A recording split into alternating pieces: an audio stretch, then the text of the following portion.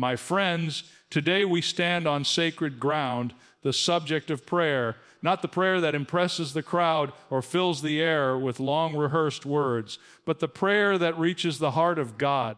Because prayer is not about posture, position, or performance. It's about presence. It's about stepping out of the noise of religion and into the whisper of relationship. You see, the world is full of prayers. Every culture, every creed, every corner of humanity has its rituals, chants, and ceremonies. But let me tell you something, not every prayer is heard in heaven. Some prayers are mere echoes of self-importance. Some are born out of pride, not purity. And others, well, others are nothing more than pagan repetitions dressed in religious robes. There's a vast difference between the voice that reaches people and the heart that reaches God. Many stand in the open squares, speaking with power, passion, and polished words, but heaven remains silent. Why? Because the motive matters, because God looks not at the length of our prayers, but at the depth of our sincerity. And then there are the pretenders. Oh, they look holy, they sound spiritual. Their words are coated in piety, but their hearts are distant. They pray for eyes, not for ears, for attention, not for intimacy. Their prayer life is a performance, played for applause, not for an audience of one. But real prayer happens when the door is closed, when the world is silent, and when the only spotlight shines from heaven. It's in that secret place, away from social approval and human applause, that your spirit touches eternity. Their tears become your language, faith becomes your strength, and peace becomes your portion. Let me ask you, when was the last time you prayed not to impress, but to confess? When was the last time you didn't try to find the right words, but simply poured out your heart? Because the Father who sees in secret rewards openly. He's not impressed by noise, he's moved by need. He's not looking for performance, he's looking for purity. So today, as we journey through this message, prayer, pagans and pretenders, I want you to search your own heart, not your neighbor's, not the preacher's, yours. Are your prayers real? Do they breathe life, or do they echo emptiness? Stay with me till the end of this message, because before we're done, I promise you'll rediscover the power of honest prayer, the danger of imitation faith, and the beauty of a heart fully surrendered to God. Because heaven still listens, but not to the loudest voice, rather to the truest heart. Let's talk about what true prayer really is. Because somewhere along the way, many have forgotten that prayer is not a performance. It's not a stage where we rehearse our words to impress God. It's not a religious script we recite hoping heaven will applaud our effort. No, prayer is the heartbeat of relationship. It's the whisper of a child to a father who already knows, but still loves to listen. When you bow your head, it's not about sounding spiritual. It's about being sincere. God isn't waiting for eloquent speeches. He's waiting for honest surrender. Some think that the longer the prayer, the louder the answer. But God isn't moved by how long you speak. He's moved by how deeply you mean it. One word of faith can shake the gates of hell more than 1,000 empty sentences. We've turned prayer into an art of performance when it was meant to be an act of presence. We dress it up with fancy words, but God listens for the broken sigh, the silent tear, the trembling, help me. That's real prayer. That's where heaven bends low. When you pray, don't think of yourself as performing before an audience. Think of yourself standing barefoot on holy ground, speaking to the one who breathes life into your soul. You don't need perfect words. You need a genuine heart, because prayer is not about what you say. It's about who you're speaking to.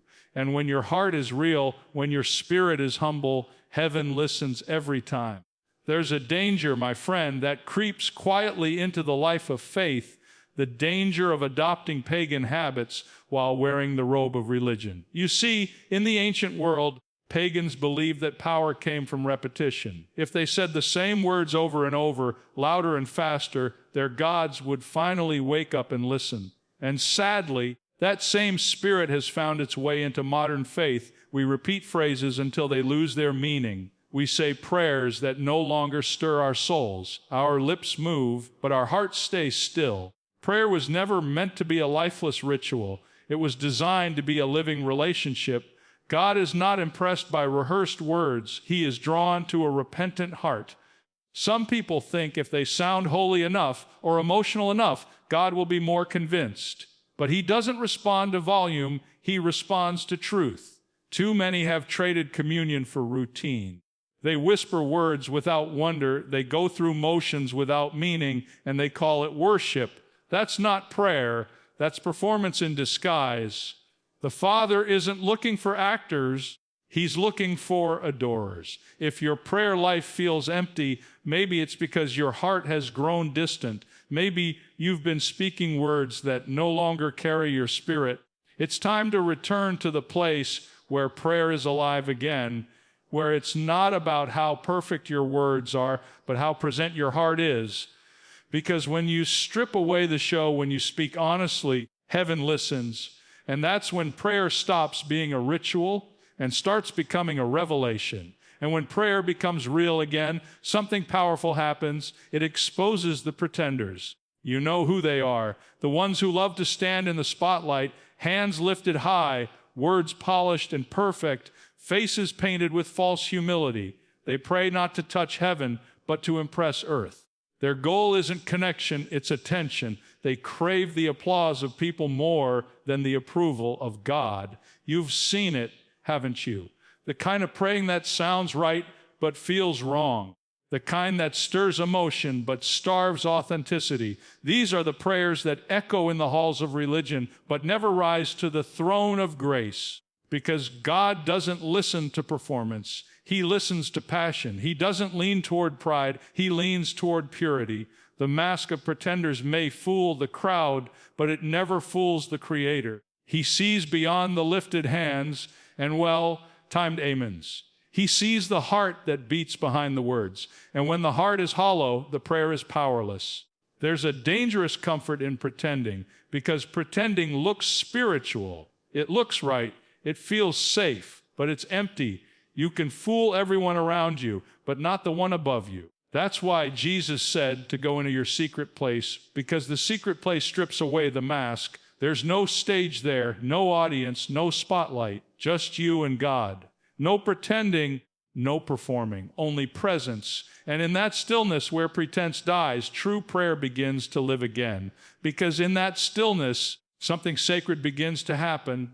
The heart finds its home in the quiet. That's where the true power of prayer lies, in the secret place no one sees. When the world stops watching, heaven starts listening. When you shut the door, silence becomes your sanctuary. It's there in the unseen that God does his greatest work. You don't need the crowd. You don't need the stage. You just need that hidden room where the noise fades and your soul can finally breathe. The secret place is where tears become your testimony, where whispers become weapons, and where faith grows stronger in the dark. It's not glamorous, it's not loud, but it's real. And the power that flows from that private communion will shake what public performance never could. Some of the most powerful prayers ever prayed were never heard by human ears. They were whispered through trembling lips in lonely nights, in broken moments, in seasons of silence. That's where faith becomes fire, when no one's watching but God. And if you've ever wondered why your strength feels weak, why your spirit feels dry, maybe it's because you've been too long in the spotlight and too little in the secret place. The spotlight drains you, but the secret place fills you. There the noise of the world fades into nothing, and the voice of God becomes everything. That's where your heart learns that prayer isn't about being seen by men, it's about being known by God. And when you begin to understand that prayer is about being known by God, that's when the reward of genuine faith starts to unfold. Because the Father who sees in secret doesn't just listen, he responds. He meets you right there in the quiet, in the tears, in the trembling moments when you feel unseen. What you whisper in weakness, he answers in strength. What you pray in private, he reveals in power. The reward of real faith isn't always what you expect. It's deeper than that. It's peace when the storm still rages. It's confidence when the answer hasn't come. It's knowing that even in silence, heaven is moving. The world may not see it, but God never misses it. Every sincere prayer, every cry of faith, every act of trust sown in secret will one day bloom in the open. That's why the enemy fights to keep you distracted. He doesn't fear long prayers, he fears real ones.